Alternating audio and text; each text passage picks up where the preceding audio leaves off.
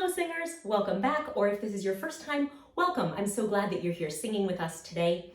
Here on the weekly warm-up, my name is Laura, and I love to teach about vocal technique, not just to improve your singing, but also so that you can understand better how your voice works and enjoy your singing more. That's really the whole point of it.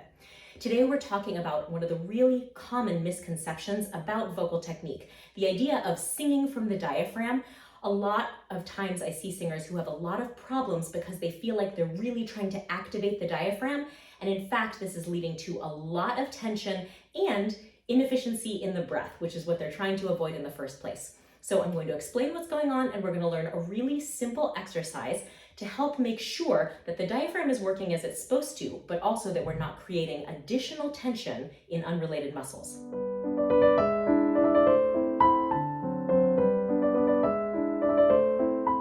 We won't do a really in-depth vocal anatomy lesson here, but I do just want to give you a couple of points about the diaphragm that might help you understand what's going on. The diaphragm is a muscle. It is in fact the primary muscle of inhalation in your body. And if you can imagine that you've got your rib cage, the diaphragm kind of goes all over the bottom of the rib cage. So it's attached all the way around, and like a parachute, it kind of goes up inside the ribs. When you inhale, it contracts downward into a flattened position, and that kind of opens more space in the lung cavity and pulls air in for inhalation. And then when you exhale, the diaphragm kind of relaxes back into its more tented position. So in fact, yes, the diaphragm is absolutely involved in your inhalation and in your exhalation.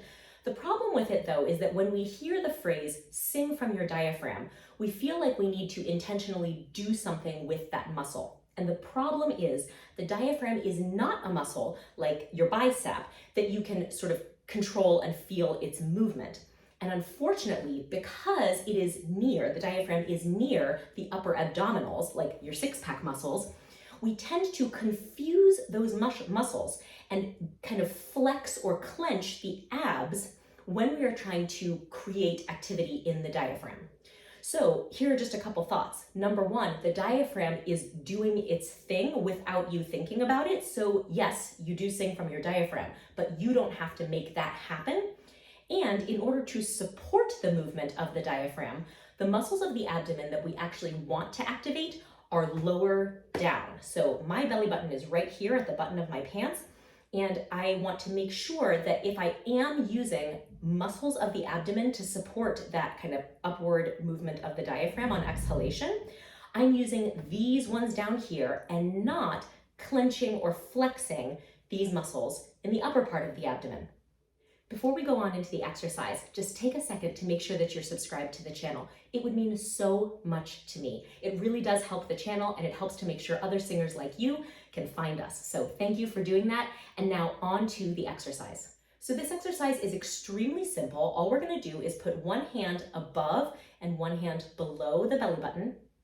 And when you inhale, I'm going to ask that you just check that the hands sort of remain parallel. We don't want a lot of splaying apart like this and kind of overarching in the back. As you inhale, if you think about those hands staying parallel, what you might feel is that you actually experience more expansion around the sides, into the sides of the rib, and in the back. And that's what we want, is that sensation of 360-degree breath. So we're going to inhale and keep the hands parallel, and then we're going to hiss the air out. So go ahead, let's inhale and hiss, and let it out.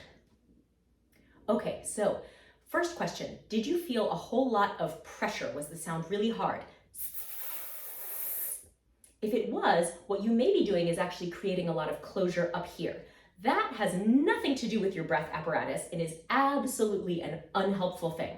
So completely open the throat. The sound should be a released without pressurizing at the throat. Now, think about what you felt with your hands as you hissed. If you felt a lot of engagement, almost crunching like you were doing a sit-up in the upper abdominal, we want to see if we can redirect that action now down to the lower. So here is what we're looking for on this next repetition. Relaxation and openness in the throat, release or just kind of much less engagement in the upper hand, and then a gentle tucking. The key thing here is to not have a sensation of flexing or crunching like you would in a sit-up. So let's try that again. Inhale, and now a hiss with a gentle tuck.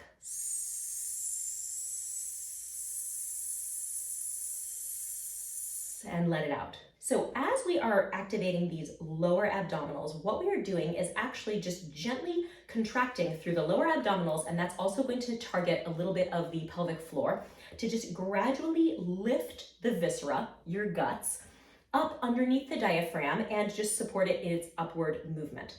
Hardening or kind of contracting like a cooked shrimp in the upper abdomen does not do anything to help the action of the diaphragm. So although it feels locally like you're kind of doing something close to the diaphragm and therefore being more active, that is a deceptive feeling in the body and does not create breath support. So one more time, just a reminder of the things we're looking for here. As you inhale, look for the hands to stay parallel so that we don't exaggerate the sway in the back and we can really feel activation of breathing in all the way around.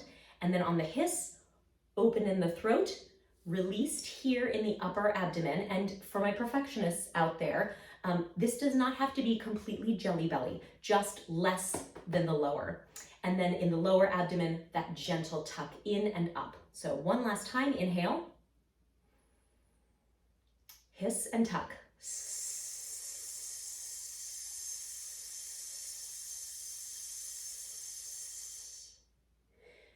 Beautiful. Before I wrap up, I just want to say a thank you to Tom Colohan of the Washington Master Chorale. Tom was teaching this hissing exercise in a rehearsal last weekend, and this is just a funny thing about vocal technique. I saw this exercise, I said, Tom, I just loved the way you taught that about breath support. Could I teach it on my channel? And he said, well, of course, I learned it from you. And it's so funny. Tom and I have been friends and colleagues for decades, and of course, I know that our ideas on technique are aligned. But it just goes to show that sometimes a specific phrasing or a way of implementing an idea, even an idea that you already know and believe in, can sometimes really trigger something that makes it more actionable for you. And so if you have tried other things to kind of get belly breath to feel more supportive for you, less tense, I hope that this was able to unlock something for you. So a big thanks to Tom. Thank you to you for watching and for singing with me. I really appreciate your time. If you liked the video, please do give it a thumbs up. Make sure that you're subscribed and you have your notifications turned on. If you just can't wait until next week, go ahead to the link in the description box and sign up for that newsletter, and you will have a note from me in your inbox every Friday. And in the meanwhile, thank you for practicing.